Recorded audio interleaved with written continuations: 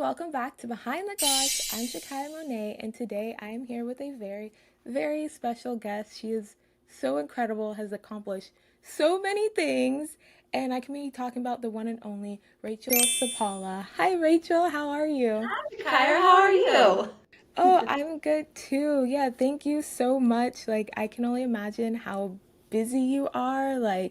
I'm gonna try to list all the things. I might forget some. So, you're an amazing mom, a loving wife, a powerful coach, a successful entrepreneur, an eight-figure CEO. Sorry, I'm not trying to get you robbed, but want Yes. to brag about you. And you own so many childcare centers, and you're an author, and you've done TEDx talks. And so my first question is, that's how the world knows you, but who is Rachel? Who's the Rachel the world doesn't get to see, and what shaped you? I am a mom. I have four kids. I'm a wife. I married my high school sweetheart, and I am a Gigi. I have my first grandbaby, and I live in Montana on a lake where I mostly spend my time with my family when I'm not working. And that's who I am. I'm very big on family. My extended family, the family I grew up with, and then also my intermediate family. And I love to travel and just be with family. Oh, amazing. And then I love that you were already talking about family because it's basically kind of what your branding is and what you're about because you started a childcare center. And I think the first one out of 10, I believe you have so far, is the Discovery KidZone. So, can you tell us what made you want to open up a childcare center? Yeah, I was a mom first, and I actually went to school to be a kindergarten teacher, and then I went to preschool. I worked in preschool like to get me through college, and I fell in love with early childhood and fell in love with that 0 to 5 age. And so I taught preschool, and then I became a mom, and I couldn't afford preschool for my own kids. So I started just a little preschool in my basement, part time, 3 mornings a week, and it grew really fast. So I had to figure out how to become a business owner and a leader and all of these things that I at the time didn't want to be because all I wanted to be was a mom. And so I just had to build the plane while I was flying it. Oh my days. And so, how did it grow if you're just running this out your house? Was it were you purposefully marketing it or it was just, I I don't mean, it know. started with, like moms groups and my church groups and things like that. And it was just word of mouth that got out. And so a lot of people were, go to Rachel's preschool and, all of those things. And we just kept growing and to the point where we outgrew my house. So I had to find a building. I had to either quit or find a building. That was the, place we were at because our neighborhood basically said I couldn't do it out of my house anymore. And so I found a building and I was like, okay, I guess I have to figure out how to sign a lease and pay bills and hire people and, all of those things that I had no idea how to do. And I mean, marketing mostly was word of mouth at the beginning. And I was one of the very first people in our town that was on Facebook, had a business on Facebook. That was big. And so digital marketing, when it wasn't really digital marketing back in the day, like 2008, like when Facebook started. Um, and then word of mouth is how we kind of grew at the beginning. Wow, that's amazing. And I don't know exactly what you believe. I like to believe, in destiny and things happen for a reason. And I just feel like this is meant to be. Yeah. So, like I said, you have 10 child care centers. And mind you, these 10 are in two different states, and it's Montana and Utah, right? And Yes. yeah, I'm not sure who's listening. Quick geography lesson. These states are not neighboring. Right. So I guess let's talk about, yeah, when you felt ready to open a second location, or was that ever an aspiration to have multiple locations? No, at first it was not. So when I first started, I was just preschool, part-time preschool, and like 3 mornings a week. That's it. 3 to 5 year olds, and we kind of just grew to the demands of the market. So like people would be like, we want you to add 5 days a week. We want you to add infant care. We want you to add summer camp, before and after school care. And so as we felt the demand grow, I kind of just figured it out. I'm like, okay, how do I do that? Well, I got to figure that out. And we just kept growing organically, and we kept outgrowing the space. And so I just wanted to keep serving as many people as I could. I hated turning families away. And so I was like, I got to figure out how to keep adding more spots so that we can keep serving more families in our community. And probably when we got to the third location is when I finally was like, okay, I got to figure out how to be a multi-site owner. Because I was bouncing all over, being a crazy person. I had kind of a leadership structure, but not really. Mhm. And so that's when I kind of had to figure it out. And then that's when I really made the shift to, I'm not really a childcare owner anymore. I'm an entrepreneur. And so I had to really dive in and research and learn and get mentors and, coaches and grow differently than I had in the past. Yeah, and so all of your 10 childcare centers, are they under the same name, the Discovery KidZone? So all of my Montana centers are in Utah. We bought a brand that was a really prominent brand and had been in the community for 60 years, family company. And so we kept their name, but we have we redid like the branding, but it's DKZ, which is our name here, our logo, Children's Classic. So, Cool. yeah. Yeah, and then I kept saying childcare center, and then you were mentioning preschool. So I guess can you explain like specifically what a childcare center is? Yeah, so childcare center is essentially 0 to 5, full time is what and then we have before and after school care. A lot of childcare centers do, and like we have summer camp, which is 6 to 12 year olds. But within the childcare center, you have the different infant care, toddler care, preschool, and pre-K. And most high quality childcare centers will have a really strong private pre-K program, and a lot of people don't know that. So that is the difference. And it's not, we're all going to sit around and watch Miss Rachel all day long. Yeah, and because that was gonna be my next question, like, what sets you apart from other childcare centers? And again, do you mind me asking why you wanted to, when branching into Utah, just take that other brand and kind of like add your flair to it? So what sets us apart is I'm Montessori certified, and so we do a Montessori inspiration, and we have Montessori certified staff as well. And so we combine Montessori with Reggio Emilia, which is another approach that's developmentally appropriate, more collaborative and artistic, and Montessori is more academic and individual. So we combine the two, and it makes up a really good, well-rounded program.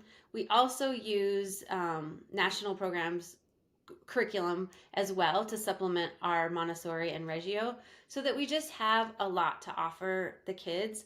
Our culture sets us apart because of, the way that I run things. I'm very, very passionate about playful leadership and just making play, you know, a big part of our day for all ages. So that's another thing that sets us apart. And we just love our families. It's, they're partners with us. They're not just our customers. We love our families. And the reason why we went into Utah was because I am also a national business coach, and I was coaching the owner of these schools. She was my client, and her staff, or now my staff, is amazing. And I just was like, oh my goodness, I want to be part of this because the staff has been there for some of them for like 35 years. And it's like literally their home, and they are just so passionate about the kids and what they do. And I was like, I want to be part of that. And I told her that, and she, loved me in the way that I lead and things like that. And so and I actually got to coach her, which is now my leadership team, before I even bought them. And she told me she was going to retire, and I was like, oh, pick me. And so that's how it worked out. And it's been amazing. Buying the Utah schools has been just completely amazing.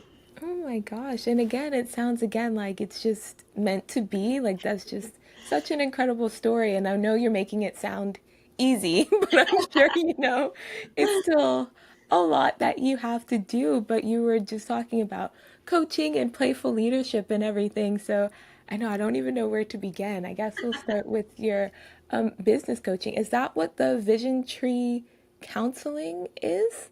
Vision Tree Leadership, and I do business coaching. I do leadership retreats. I'll come and train your team, and it's not just childcare. I do corporate and any kind of industry on leadership and culture, and any pain points that you might have, and things like that. And I do one-on-one business coaching as well. Awesome. So again, what made you want to do business coaching? Because you're running like your child care centers. So yeah, what made you want to add that to your plate? I've been a trainer, a national, well, I started out as a Montana state trainer years ago. And the reason why I became, it's called professional development certified, is because I wanted to train my own staff. Like that was the main reason for wanting to do it. And then while I was doing it, I realized that I loved teaching. Like that was my passion. And giving up my classroom was really hard for me. Like as we were growing, I was still teaching and running two buildings and the owner at the same time because I loved teaching so much. So I finally got to a point where I was like, I can't teach anymore. And that was really sad for me and hard for me. So I realized that I love teaching. And so I love training. And then as I was training teachers, then I became a national teacher trainer and all of those different things. And then I realized when I can train and coach owners, then it's a much bigger impact because then they can take it back to their team, take it back to their communities, and it just grows so much more. And so I love seeing that impact grow, and that's why I love to coach. Oh my gosh. Well, thank you. Because again, doing all of it at the same time is a lot and intense. But I think to your point, if you're training people like in the right way to be effective leaders, then I guess you don't really have to do any work on the other end. So that's amazing. And you already alluded to it before, like the playful leadership. So what is that? Playful leadership is a mindset. So it's how you approach your everything that you do. It's like a filter. I grew up, I had ADHD, and they tell you sit in your desk, do what you're supposed to do, and your brain like wanders and it can't focus because you're not giving your brain what it craves, what it needs. And same like if you're working on a project or something like that and you're just like staring at a blank screen and you pick up your phone and scroll or whatever, it's because your brain is like needs a break. So if you go hang out with somebody or laugh or walk around, do something like that, you're playing, you're giving your brain that break, and then it helps your brain reactivate. It turns your brain back on. So it's leadership through that perspective. And we teach that it starts with connection. You have to connect first because that's what your brain is craving. And then also teaching, learning these triggers of burnout. If you're starting to feel burnout, if you're starting to feel stressed or overwhelmed or all of these different things, go play. Take a break, go play, go laugh with someone, do something, connect with someone, something like that, and then come back to what you're doing. So it's really more of a mindset. We do add in the silly, fun, playful things like potlucks and dress up days and, all games and team building and things like that along with it. But that's not really the gist of it. That's not really the heart of it. And that's why in my framework, it always starts with mindset because that's where your mind has to even be in the right place to be a playful leader. Okay, like I love it, but I do want to understand it a bit. And honestly, today I'm procrastinating something, and it's due today. To be fair, I was working on it yesterday, wasn't feeling it. So, I think I'm doing the playful leadership, right? Took a break, I went, took a dance class. I'm like thinking about it throughout the day. And even this morning, got up a little early, like, okay, let me try it again. I felt like it wasn't coming to me. So again, like I don't know, am I procrastinating? Is this a good thing? Like I guess where's that fine line between play and work? Yeah. So procrastinating is definitely, everybody has their own brain. right? Everybody does something differently. And that's why in in my book, The Playful Leader's Toolkit, I talk about how mindset is first and training your brain. So that's part of it, is training your brain, but also figuring out what best works for you. Like for me, for example, I don't work great in the late afternoons. Like my brain just shuts down. I'm like mindlessly scrolling or staring at a blank screen and I'm getting nothing done. Well, instead of like trying to push myself, I've learned this doesn't work for me. So I need to set it up so that my heavier thought things are in the morning or whatever. And procrastination, I'm the same. I procrastinate to the last minute too. But I used to stress about procrastinating, but then still keep procrastinating. But then I would be like, okay, I'm going to work 20 minutes each day. Well, that didn't work for me because I wasn't inspired. And so now I know that I'm going to procrastinate anyways. So I don't stress about it all week. I block it off out of my brain. And I know on Thursday or whatever, for 4 hours, I'm going to block off the day because I'm going to wait till then anyways. So it's learning how your brain works and learning how to make it work for you. And that's part of my framework I talk about, is the first step, which is mindset. My gosh, I love that. And you make me feel normal because, like, I think going to, like traditional school, everyone's just kind of scolding you, like, don't procrastinate, don't do this. And I think I went to one school, they were talking to us about 20-30. I think it's like you work 20 minutes or 30 minutes and then you take a break for however many minutes. Again, Yes. it didn't really work for me.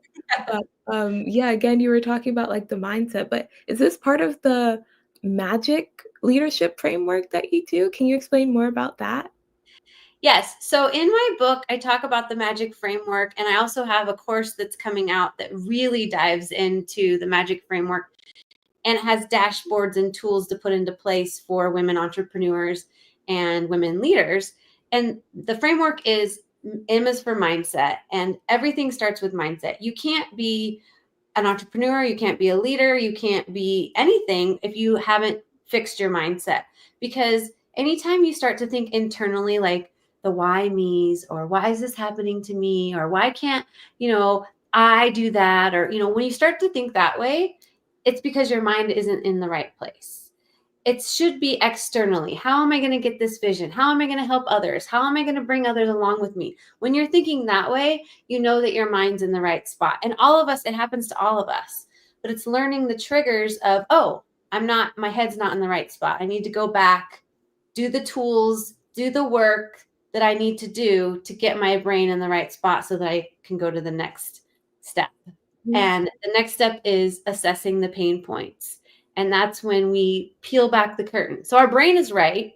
We can't assess the pain points if our brain's not right, because we're going to be like, oh no, it's their fault. Or, oh mm, no, that's when we're at the excuse level, like, well, it's because of this. It's because of this. That's because our brain's not in the right, our mindset's not in the right spot. But when we're ready to assess the pain points, then we're ready for feedback. We're ready to learn. We're ready to fail forward and grow from our mistakes. So that's when we're peeling back the curtain and we're like, okay, here's all the gaps. Here's the gaps in my processes. Here's the gaps in my leadership. Here's the gaps in the people. And how are we going to fix that? And then the next step is being grounded. So once we're able to have our mindset right, we're assessing the pain points. What are we going to do with that? That's when our systems of accountability come into place.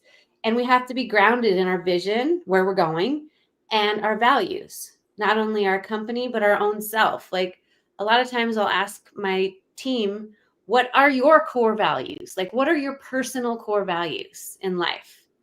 And a lot of people are, I don't know. yeah. But yeah.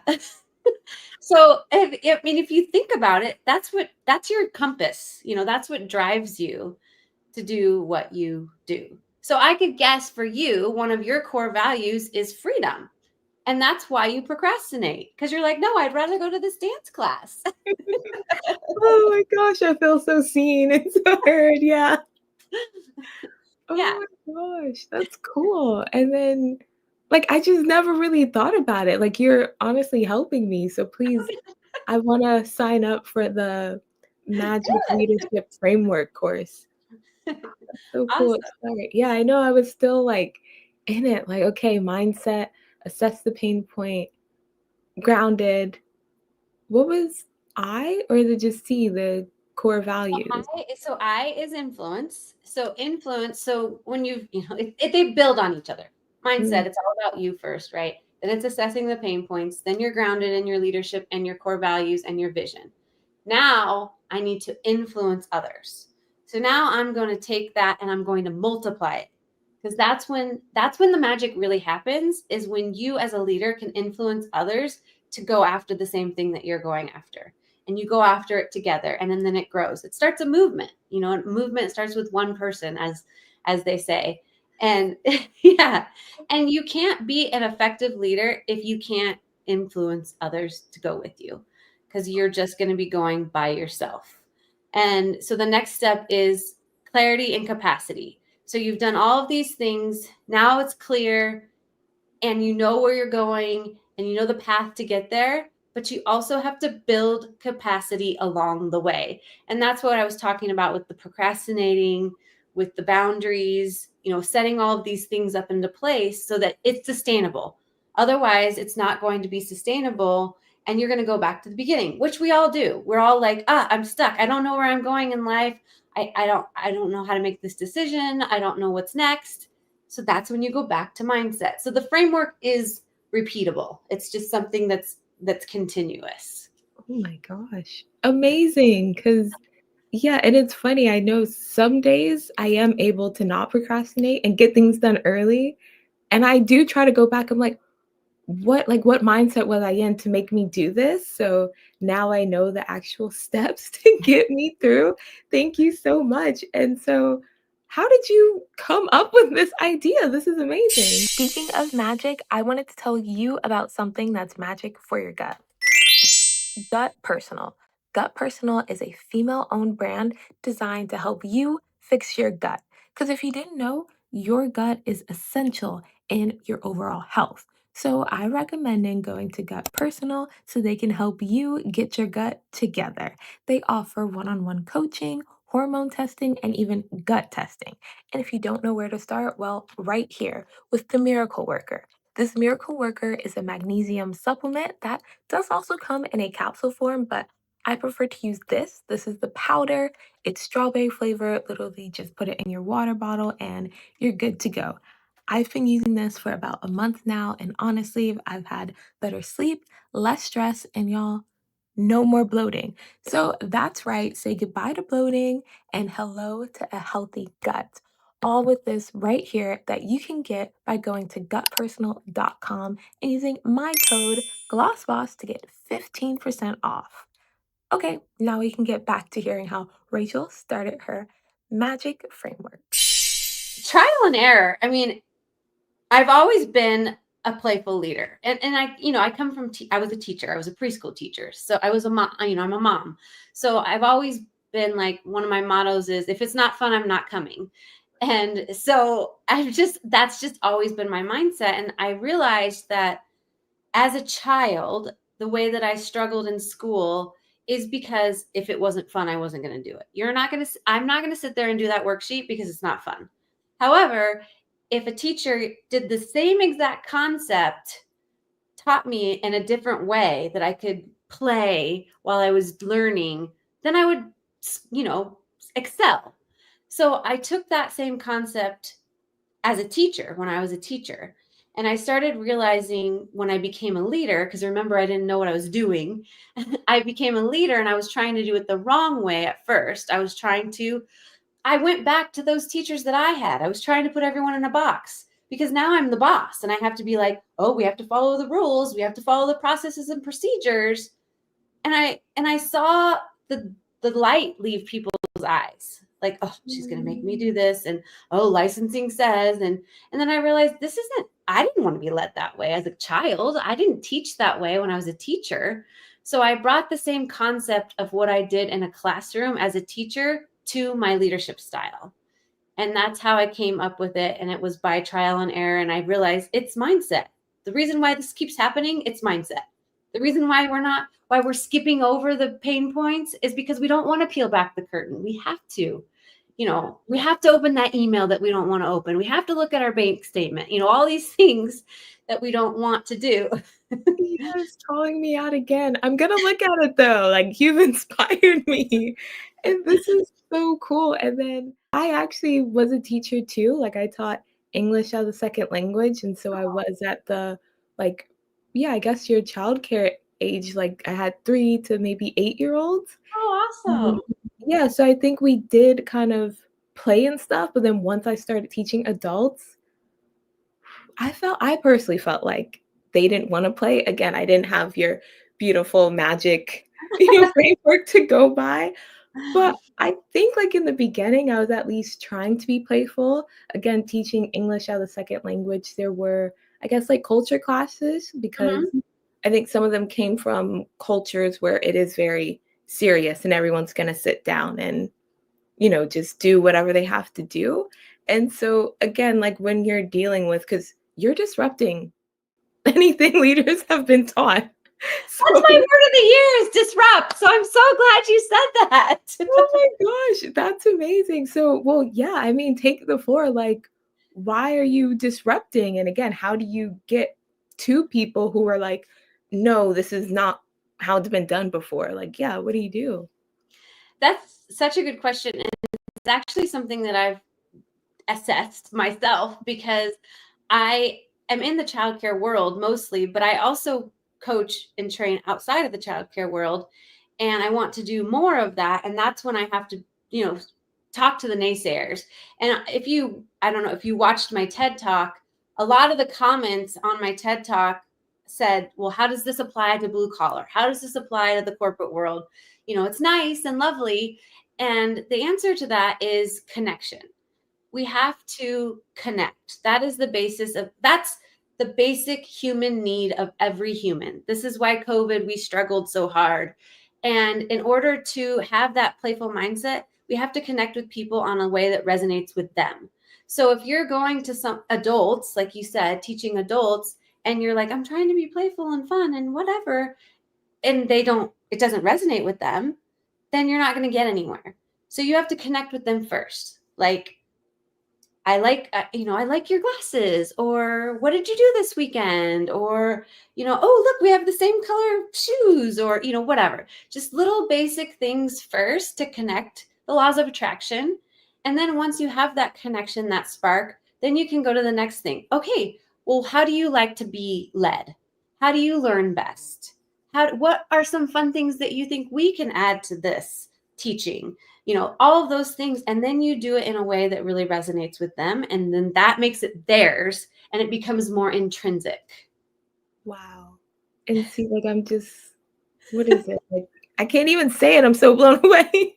Because I was thinking, like, again, I'm also a military brat, so I grew up moving around a lot, and then, how do you make friends? And that's literally what I would do. I would just go and be like, "Oh, hey, I like this," and try to connect and then ask them questions. So, like, wow, I just wish I met you sooner because, like, I Oh, was trying to do the things, I just wasn't doing it right and in the right way, but again, it's part of learning, and before we were talking about, like, core values, so what are your core values? my freedom, just like you, I can tell that one of yours is freedom. Play is a big core value of mine. Family and joy. I, if it steals my joy, blocks my joy, or doesn't allow me to be who I am in any way, then I just don't allow it in my life. And Hmm. I've gotten to that point where I'm just no negativity, no things that are going to, I just, yeah, joy is a big one for me. Oh, I love it, and it's something we need, and I was even trying to, like, understand joy, and tell me if you feel the same way, but I feel like there's a difference between joy and happiness. I feel Oh, like yeah. happiness is more happenstance, and it's just like, "Oh, I'm happy depending on what's happening, like, right now, so then, I can be sad at any given point based off what's going on, but when you have joy, I feel like it's like an unshakable thing. It's like it doesn't matter what's going on in the world, like, I'm good, I have joy, like, I don't know, how would you describe what real joy is? Joy to me is peace. It's Mm, not just this bubbly, "Oh, I'm so happy," and I am that. That is my personality. But joy is it's just much deeper. Yeah, like you're saying, like it's peace, it's calm, it's just warmth, the good the movie Inside Out where joy is like yellow and it's just warmth and just it's also, I feel like, contagious. Like happiness is like, oh yeah, yay. But joy is like, oh my gosh, I feel her joy. And I think is the biggest difference is just the contagiousness, I guess. cool. Well, I'm Contagiousness. definitely feeling your joy because, again, I'm excited about the leadership, the Yeah. framework, like all the things. And you're talking about the word of the year for you is disruption. So, what else are you disrupting, or what do you think needs to be disrupted? I have it on my whiteboard actually.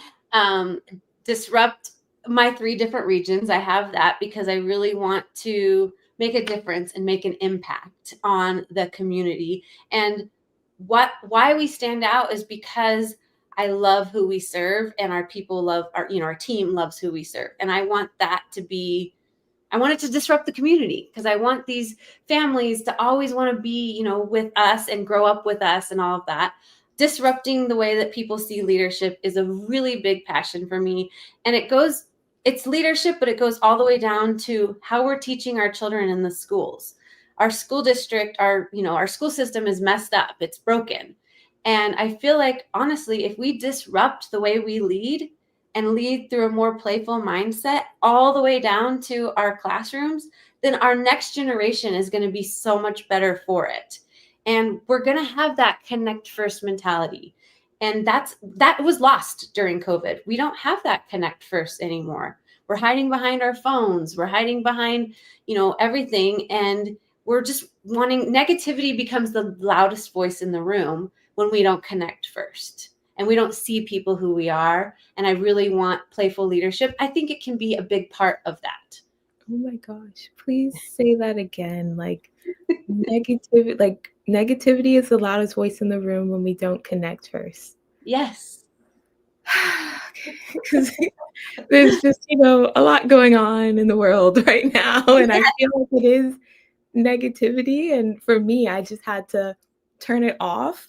Like, I feel bad because you should keep up to date with the news, know Yeah. what's going on, but I'm like, "It's going to depress me. Let's go talk to female entrepreneurs, bring joy into this world." So, yeah, I can't thank you enough for, yeah, just bringing joy and sharing all of this fascinating insight and just all the things. And so for you, like I was saying earlier, it just sounds like all of this was meant to be, but do you feel like you were destined to be your own boss or an entrepreneur?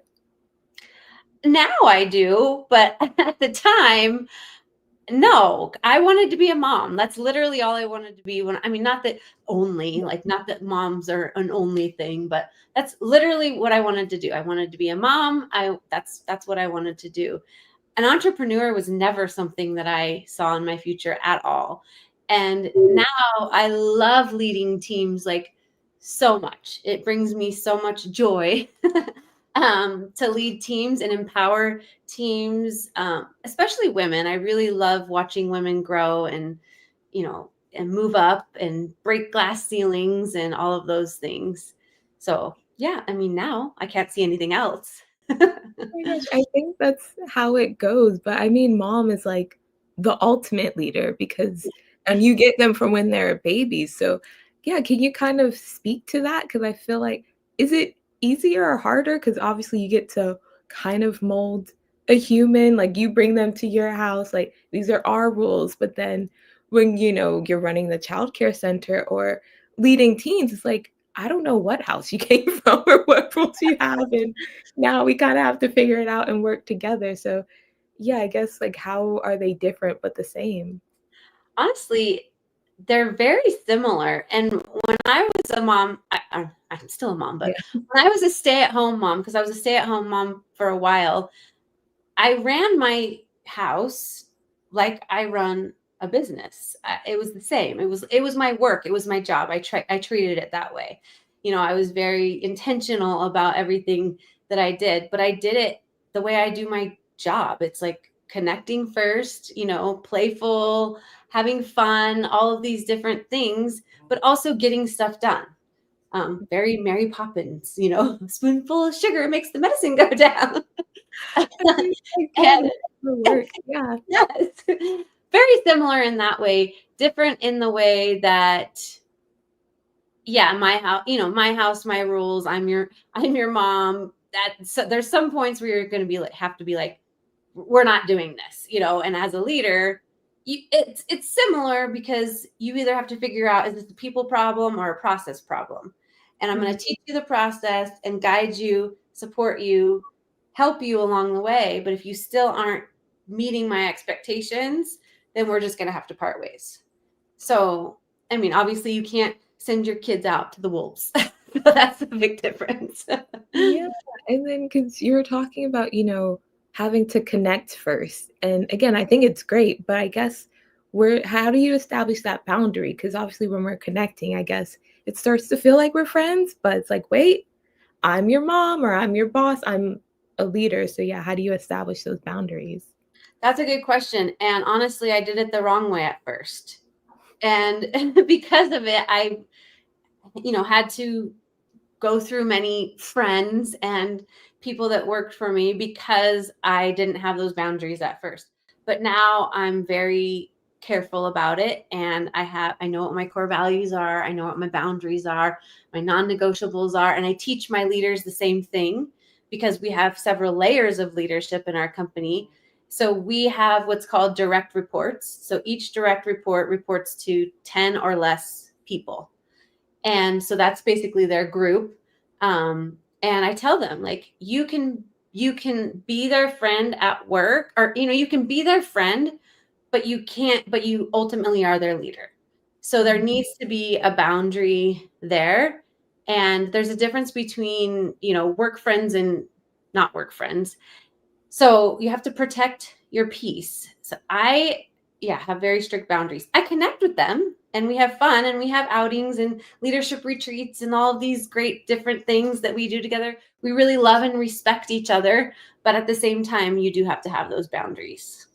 Yeah, I mean, I agree, and I'm still learning how to establish those boundaries. So I like that you were talking about non-negotiables and having that peace because I call it taking like inventory of my life, and I'll just have to be like, okay, this person, like, do I feel, like free around them that I can say anything, or do I feel like I need to shrink myself and things like that? And I'm like, okay, maybe I don't need this person in my life, or again, kind of establish boundaries. So yeah, thank you for talking to me about that. And you're talking about, like boundaries is difficult and things. What was also like one of the hardest things for you when starting a business? And was it different doing the childcare versus your business coaching? Yes, they're very different. What's the hardest thing in starting a business? Is that what you asked? Yeah. When I started my childcare business, I didn't know what in the world was happening.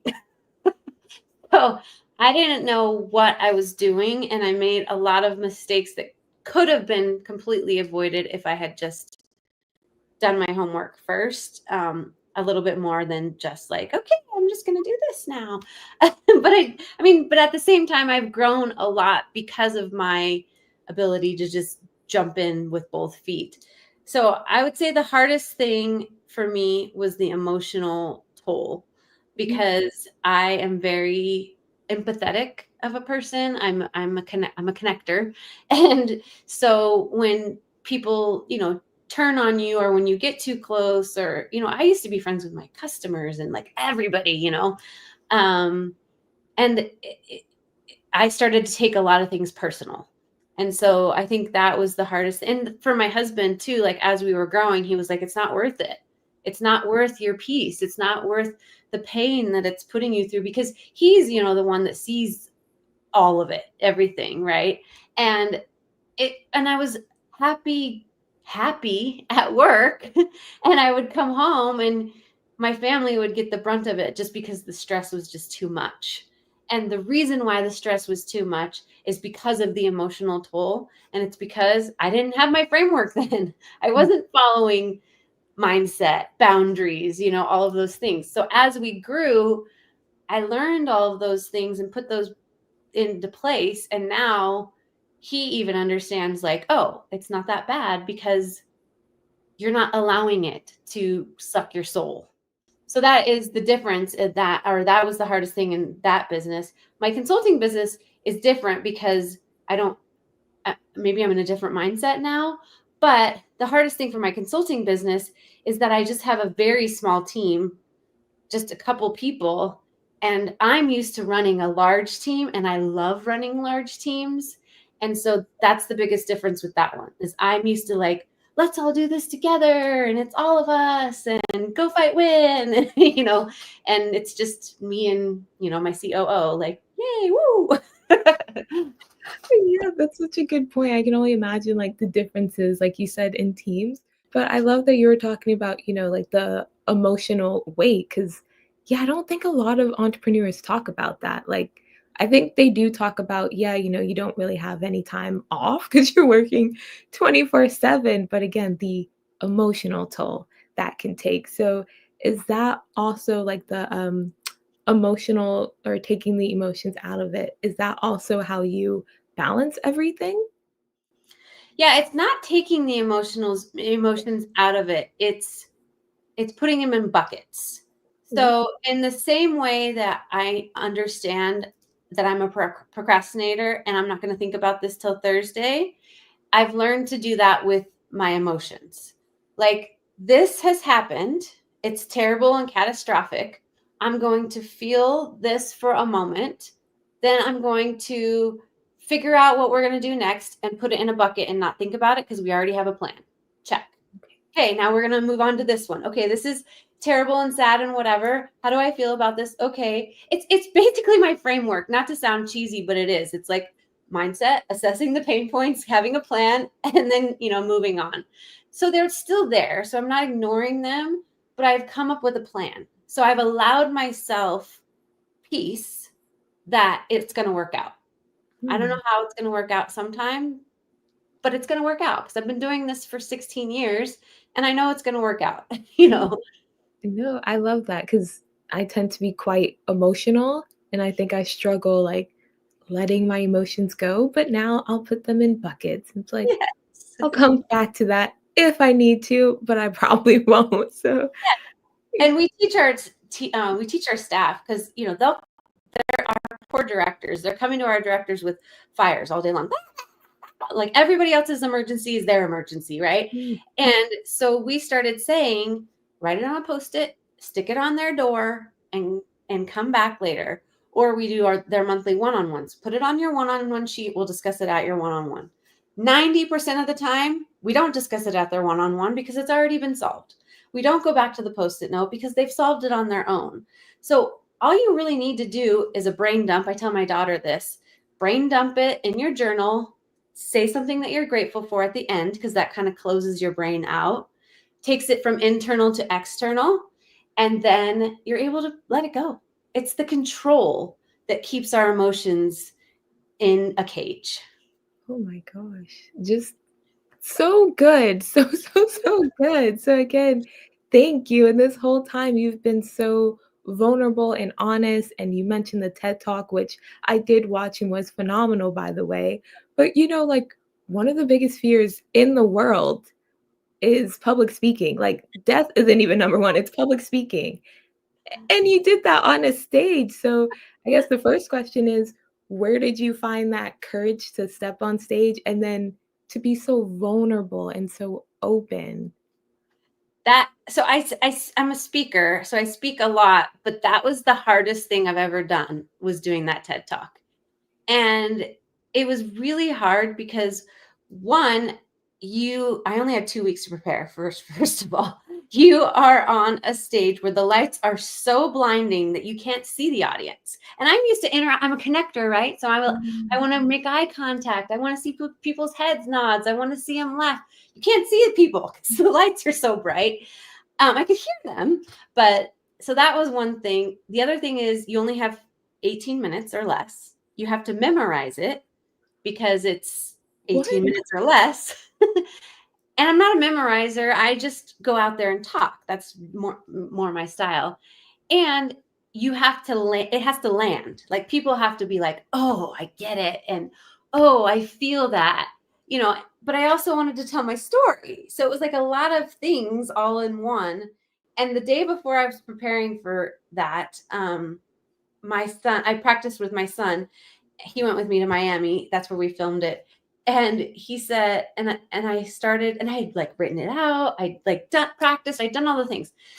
So I start to tell him, I couldn't even get the first sentence out. And he was like, "Mom, you know, this is tomorrow, right?" I was like, "Yeah, I'm Oh, gonna do." And he said, "This is your story. Just tell it. Just tell it from the heart. Don't worry about the words that you're using. Just, think of key words." And so that's what I did. And that's finally what made it like, okay, I can do this. Like, I'm just telling my story.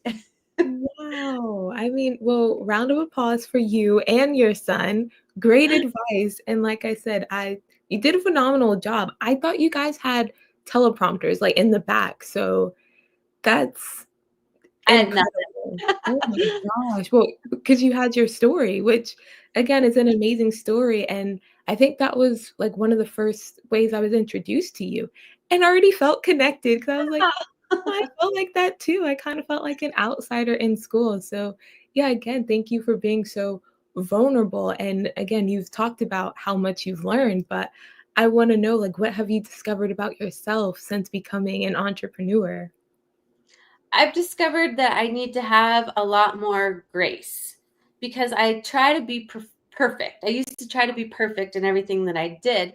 And that was the imposter syndrome in me, like wanting to show the world, the Instagram version of me, but I wanted it to be all the time. So I realized that people, again, it comes back to connection. People connect with you more and you can influence people better when you're just authentic, goofy, quirky, your own, whatever, whoever, whatever you are, that people like that better.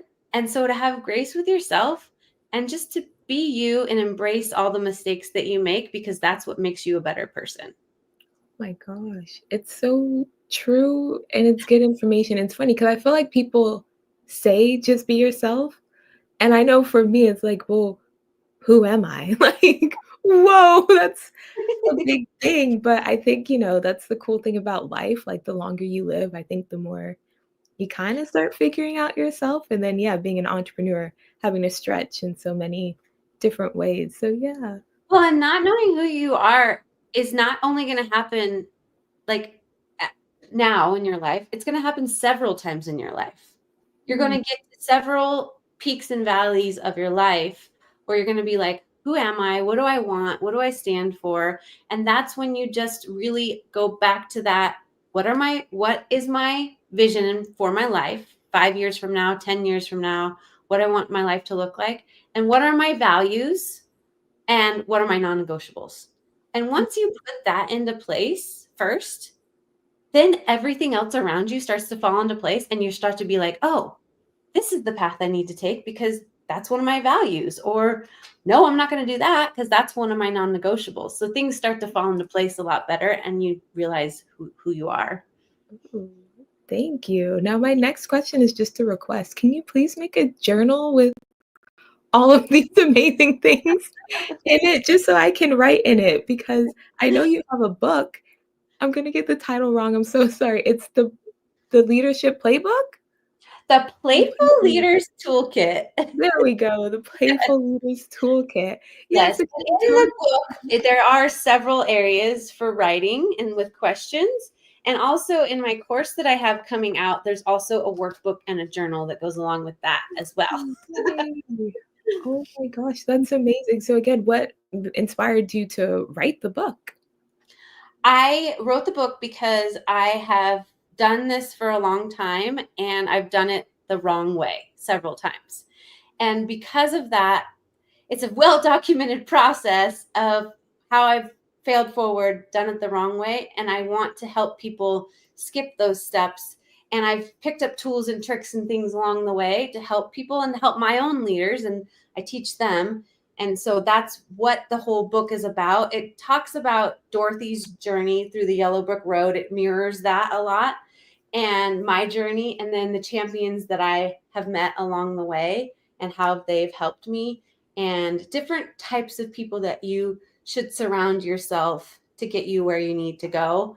And again, the values, the non-negotiables, all of those different things. Oh my gosh, how cool. Like with Dorothy, like a fun book. You already said it. If it's not fun, you want no part. So Yes. of course the book is gonna be fun. That is so cool, and you just have such a unique mind, and oh, I love it so, so much. So again, you've been talking about, what is it? Helping leaders evolve to be effective leaders, but what about followers? Like, do we need to teach followers of leaders anything about, I don't know, being playful or how to choose a leader? Yeah, that's a good it's yeah, that's a good question. I've never been asked that before. Uh, it is because, and I actually have a section in my book about that. I have a section in my influence chapter that talks about influence and your circle of influence, because whatever you're taking in is what you're going to put out. So I have a worksheet in there, and it's also part of my course, where it talks about who are the influencers that you currently follow. Why do you currently follow them, and is there good impact coming from that? Like, what's the impact coming from that? And or is there negative income or impact coming from that? Who do you want to follow, and how are you being an influencer to others in a positive way or a negative way, and how you can use that for good? So yeah, I mean, I think it's important. And I also heard somebody say that you should create more than you consume. So when you're following leaders, if they're not or influencers, if they're not inspiring you to create, then why are you following them? Because you want to buy their pants or, whatever. But so just looking at the leaders and the influencers that you follow, is it inspiring action? Whew. And I'm sitting here thinking for myself, like, might have to go and follow some Yeah. people. But no, I think because obviously, I have all of these female entrepreneurs on, and you guys are definitely inspiring me. And yeah, just things that I never thought of before. I'm like, oh, could I do coaching? Could I do a TED talk? Can I do these things? So yeah, Absolutely, you can. well, thank you. But yeah, you definitely inspired. But I don't know. I don't feel like it would be as good because I wanna take the magic thing, like, that's so cool. I'll give you all the credit, but again, I'm like, "Y'all gotta know your magic, okay?" Like, this is Yes. what Rachel told me, and of course, I'll always refer them to you and everything, but can you kind of talk us through, how it was writing the book? Was it difficult? Some people, when they write books, they say it's cathartic, like, what was it like for you? Yeah, so when I started like years ago, and I like never finished. I'm a like, oh, I'm a girl of a million ideas. So I had like all these things, and I knew I wanted to be playful leaders. In fact, and you can look back in my journal from years and years ago, and I said I wanted to write a book about playful leadership because it's something that's so passionate for me, but it's also something, like you said, disruptive and weird for a lot of people. But I didn't know how. And so I was like, I don't know. And the whole Dorothy thing like came to me later on, and it was weird, and it was kind of like, why am I anyways, so it just all came together. I hired a writing coach to help me organize it and put it all together. And she also helped keep me accountable because I'm so like, woo, all over the place. If it's not fun, I'm not coming to your writing session, you know. So, um, keep me on track. And that helped me a lot because I needed that. Like, in a week, I need you to write 1,000 words or whatever. And we'll go over it. It was also extremely cathartic. Like I said, I live at the lake. And so I would sit and just in ponder, wonder, and then just write and write and write and write. I talk a lot about my family in the book, my grandma, my legacy, my mom, my grandpa, because it's also a book about legacy, and that's really important to me. my dad, my upbringing, all of those things. So yeah, it was really cathartic, and I'm excited to start my next book. And I think everybody should write, whether you journal or write a book or write a blog or whatever. I think everybody should write because it is very healing.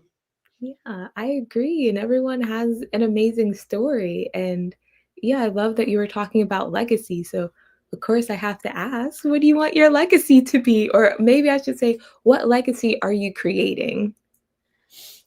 I hope to create a legacy that people will feel joy. They feel that magic and joy when they think of me, but it's also like the impact. Like, how many people can we help?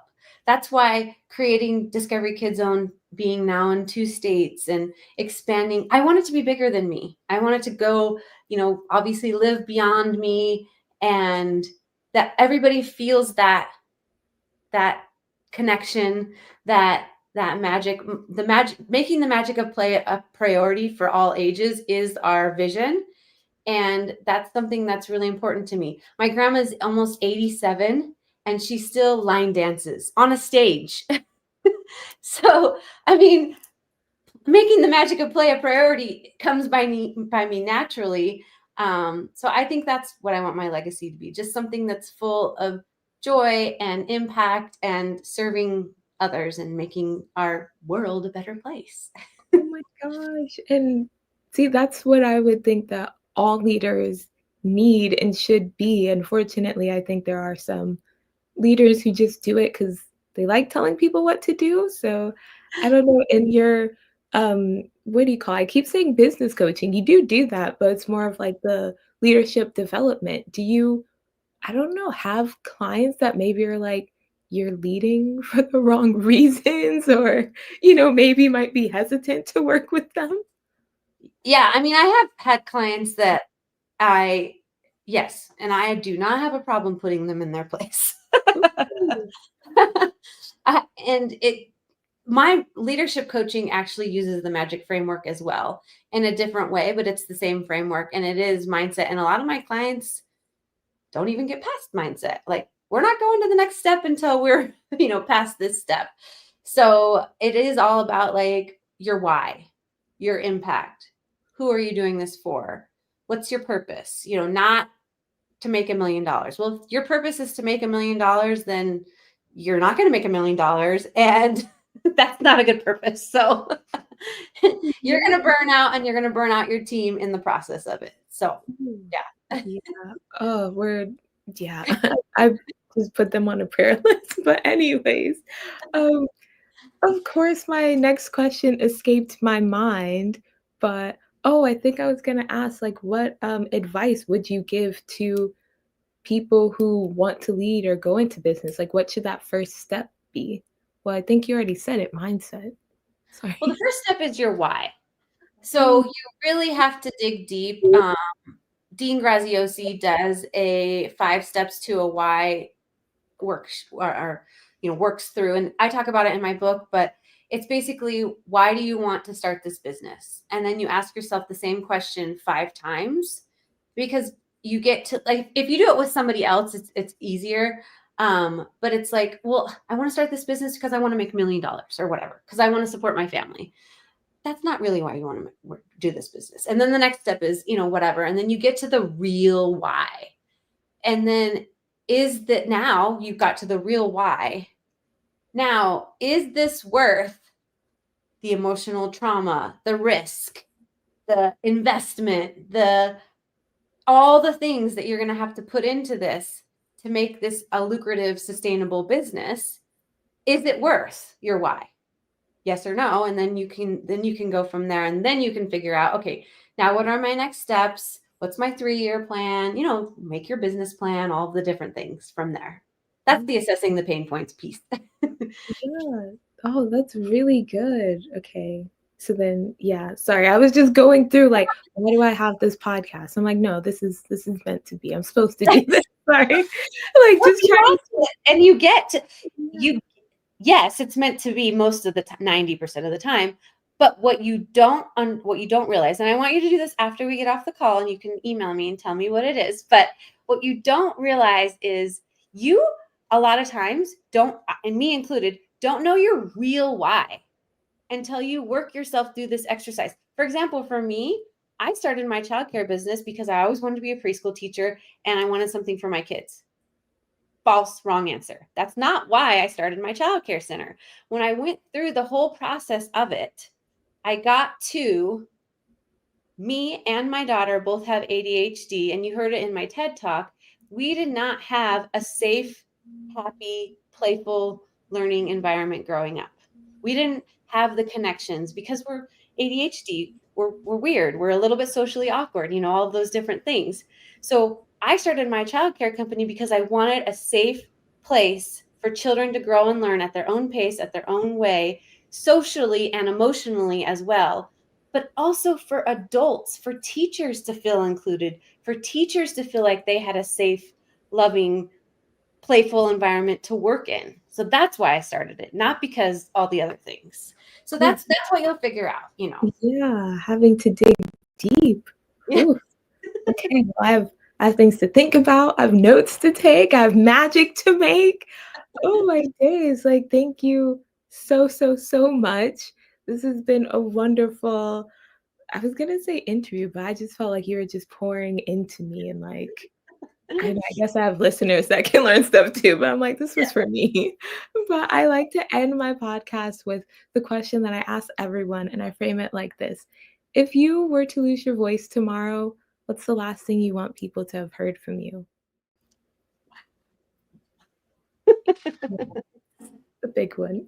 Ooh. Never forget what matters the most. Cause you're a glass Yeah, because house. now I'm like, wait, what matters? So again, I gotta go. Cause you're a glass house.